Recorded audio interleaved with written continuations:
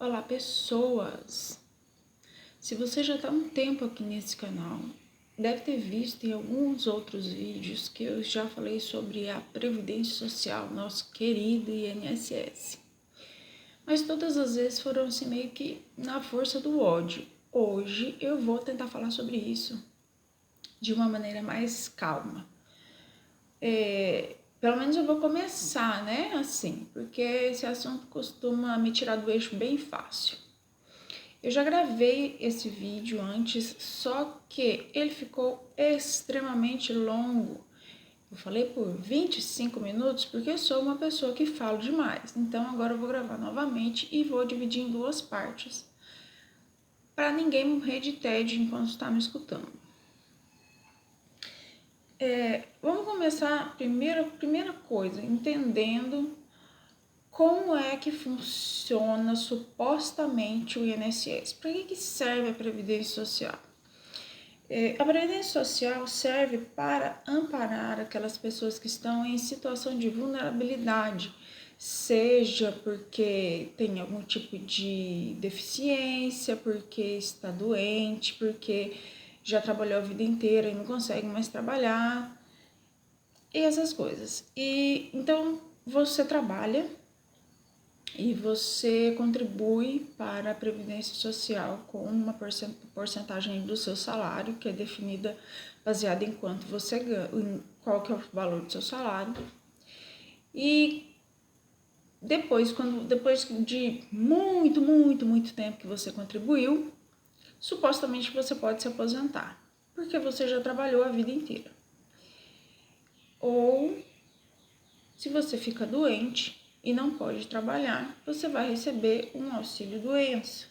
Se você fica doente e não pode trabalhar nunca mais, você vai receber a aposentadoria por invalidez, que se eu não me engano agora chama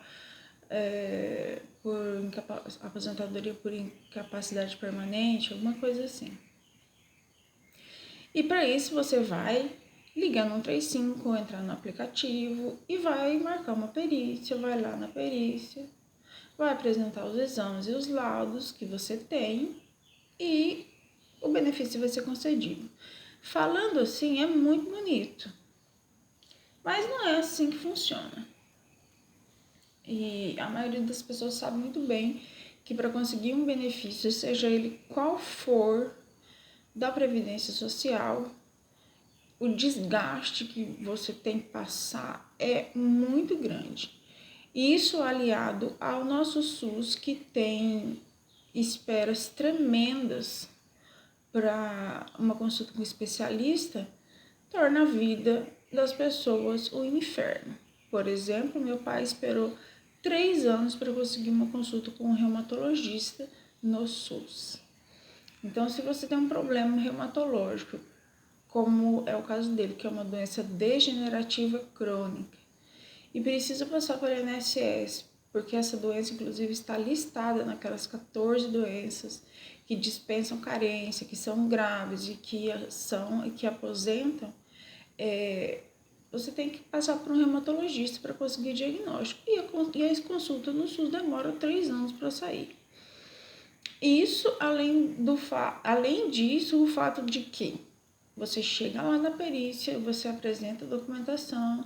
Mais uma vez, vou continuar citando o caso do meu pai, porque espondilite anquilosante é uma doença degenerativa, blá, blá, blá, blá, blá, blá, que aposenta. Mas, quando chegou lá na frente do perito, ele falou, não vai, não.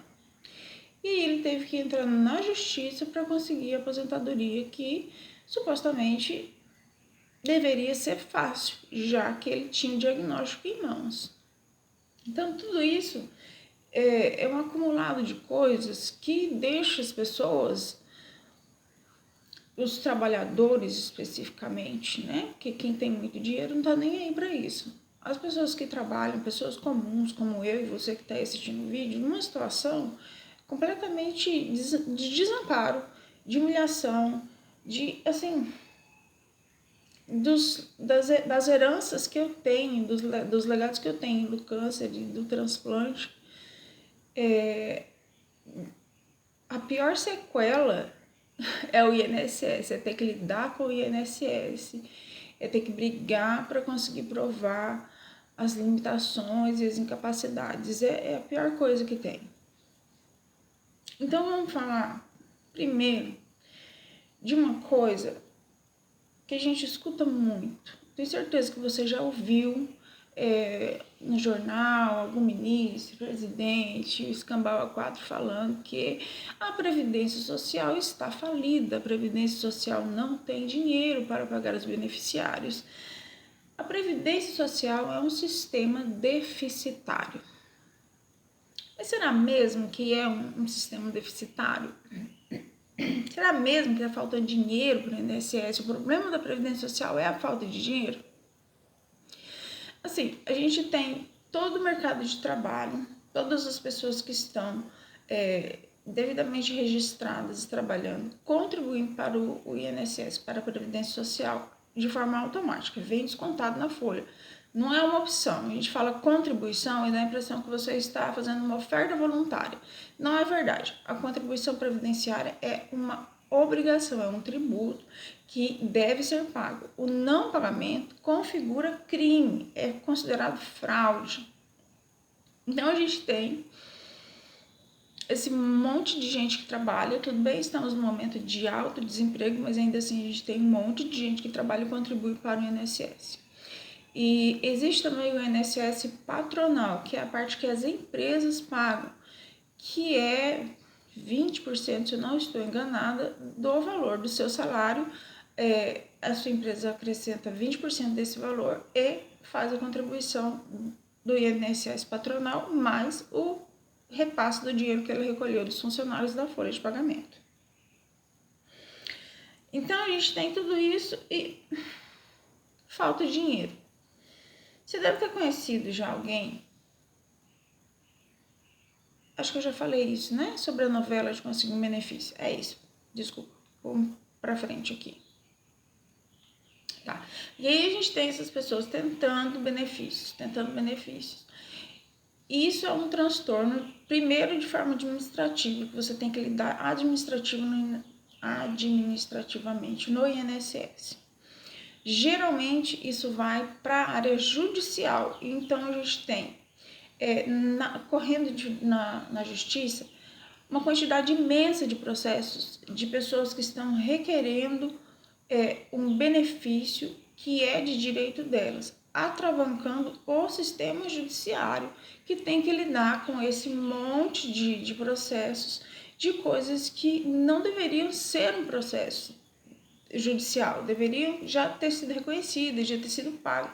Mas enquanto isso a gente tem toda uma máquina do judiciário trabalhando para poder garantir o direito que já devia estar garantido dos trabalhadores. E aí, assim, pessoas comuns, você que está aí me assistindo, a gente não ganha uma fortuna do INSS. Ninguém aqui vai enriquecer recebendo do INSS. E ninguém também escolhe depender do INSS, porque é humilhante, você só vai lá porque você precisa. Mas a gente sabe que até a mudança da reforma, os políticos, por exemplo, podiam aposentar com 8 anos de mandato. Aposentavam com o valor integral do salário, enquanto a população tem um limite, a população normal tem um limite máximo do quanto que pode receber. E tem políticos que estão aí na ativa, mas já são aposentados, eles já cumpriram a quantidade de mandatos que eles podiam cumprir, já se aposentaram e foram eleitos novamente e estão recebendo essa aposentadoria gigantesca, estão recebendo o salário deles de político, estão recebendo todos os auxílios que os políticos recebem. Essas superaposentadorias, esses privilégios é que deixam o INSS sem dinheiro para pagar aqueles 80% de aposentados que recebem um salário mínimo, que não dá para nada, vamos combinar. Eu sei que teve uma mudança referente à aposentadoria política nessa última reforma, mas eu não entendi nada. Eu li algumas coisas, mas a minha a minha limitação, a minha demência não me permitiu entender exatamente como que isso funcionou, o que mudou. A única coisa que eu entendi é que, para a população comum, as restrições ficaram muito mais severas, mas eu não consegui perceber qual que foi, que privilégio foi que eles tiraram para beneficiar as pessoas.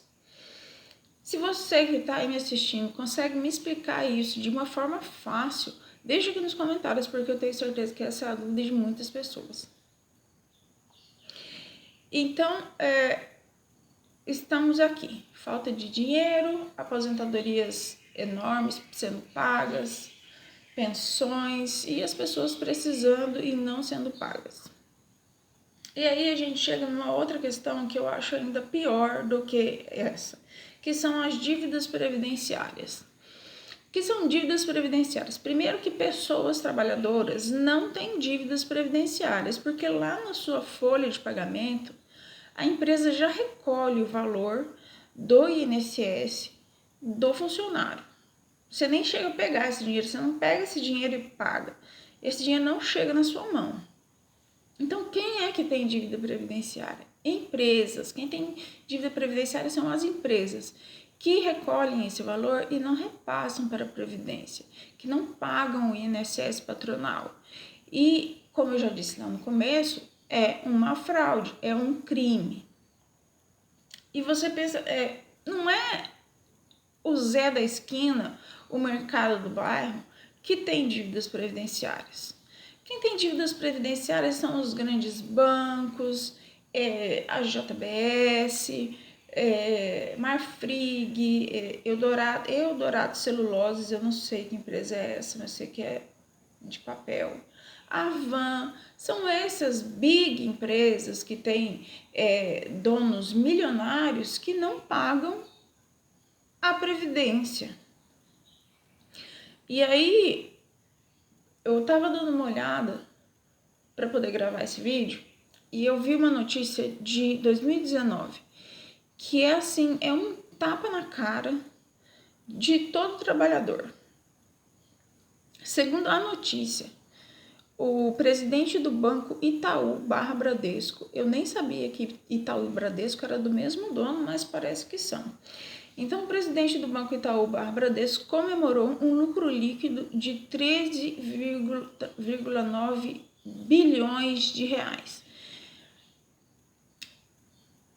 Lucro líquido, se eu não estou enganada, no trimestre. E ele disse o seguinte: as reformas, isso ele estava se referindo à reforma da Previdência, deixam o Brasil em uma situação tão boa como eu nunca vi em minha carreira. Disse isso o banco que deve 30 milhões de reais para a Previdência. Então, alguém pode me explicar como que uma empresa que tem um lucro de quase 14 bilhões de reais não paga a sua dívida de 30 milhões? Porque é fácil você ter lucro se você não paga as suas contas, na verdade. E se ele tivesse pago as suas contas, ele ainda ia ter lucro. Então, por que não paga? Porque não tá nem aí, né? E aí, a Avan tinha uma dívida de 10 milhões. Não é, tudo bem. É um pouquinho menos, né, que o banco. Mas ainda assim, 10 milhões é muito dinheiro para nós, pessoas físicas aqui. E aí ele utilizou, a Avan utilizou um programa de refinanciamento do governo, que chama Refis, para pagar essa dívida em prestações. E ela vai pagar essa dívida em, presta bem atenção, que essa aqui é maravilhosa, 115 anos.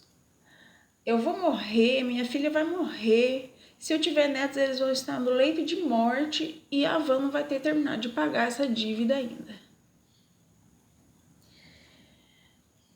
Nessa mesma reportagem tem uma informação de que a Procuradoria-Geral da Fazenda informou que até em novembro de 2018 as dívidas de empresas com a Seguridade Social alcançaram o valor extraordinário de 1,55 trilhão de reais. Vocês têm noção do que é 1 trilhão de reais? É um 1 seguido de 12 zeros. E fora disso ainda tem 55 milhões. É 1 trilhão e 55 milhões. É muito dinheiro, muito dinheiro. Mas o que o Estado, representado pela Previdência Social, faz em relação a isso? Eles perdoam as dívidas.